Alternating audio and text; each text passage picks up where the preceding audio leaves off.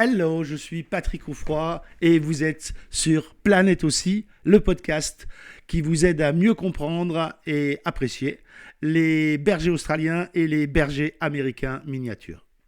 Nouvelle saison avec des épisodes plus courts et encore plus fun. Bienvenue dans la saison 2 chaque semaine pour vous faire découvrir les méthodes d'éducation positive et bienveillante qui vont avec l'intelligence hors norme de nos deux races préférées, le BAM et l'Aussie. N'oubliez pas de vous abonner au podcast pour être notifié de la sortie des prochains épisodes.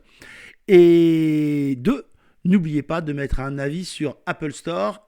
Et on commence tout de suite. 6 mois et mon chiot est moche. Franchement, quand je l'ai acheté chez l'éleveur, il était tout mignon, tout joli, c'était une vraie peluche. Et là maintenant, mais il ressemble à rien. Eh ben, j'ai une mauvaise nouvelle pour vous. C'est normal. C'est normal. Je vais vous expliquer ce qui est en train de se passer. Jusqu'à ces 8 semaines, le chiot est à peu près harmonieux. À partir de 10 semaines, il commence à se défaire. Pourquoi ? Parce que les os longs du chien poussent plus vite que les os plats. Ça veut dire quoi ? Ça veut dire que tout ce qui est jambes pousse énormément. Et tout ce qui est crâne, tout ce qui est cage thoracique pousse très lentement. C'est pour ça qu'on a des adolescents, 6, 7, 8, 9 mois, qui sont tout en longueur, tout en jambes, tout en pattes, et qui ont perdu complètement la cohérence de la morphologie qu'ils avaient au début. On a même des cas où les pattes avant poussent plus vite que les pattes arrière. Et on se retrouve avec un chien qui a les épaules plus hautes que les fesses. Mais l'inverse est aussi vrai. C'est-à-dire un chien qui serait le Dahu de la fameuse histoire, où on a les pattes arrière qui sont plus hautes que les pattes avant. Et là, quand on a ça, c'est vraiment particulièrement moche. Et quand on le voit courir, on se demande vraiment comment c'est possible que les 4 pattes tiennent au sol. Rassurez-vous, tout ça finit par s'équilibrer aux alentours des 1 an et le chien va retrouver petit à petit une morphologie normale. Par contre, pour tout ce qui est crâne, cage thoracique, c'est vraiment à partir de 18 mois et même 24 mois que les mâles particulièrement sont finis. Les mâles ne sont jamais aussi beaux qu'à 4 ou 5 ans.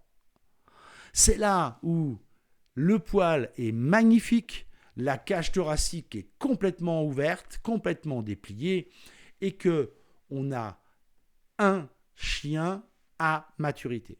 Donc, si à 6 mois, votre chiot est complètement moche, rassurez-vous, rien que de très normal.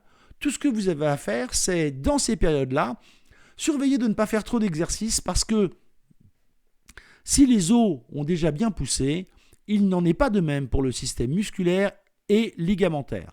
Ça veut dire que vers 9 mois, ils ont en hauteur presque leur taille adulte. On dit souvent qu'ils vont prendre 2-3 cm en plus. En fait, leur croissance est quasiment terminée. Mais la croissance est terminée en taille, pas en volume. Le volume va venir ensuite. La cage thoracique va se développer, la poitrine va continuer à descendre et surtout, le crâne va commencer à s'élargir de plus en plus.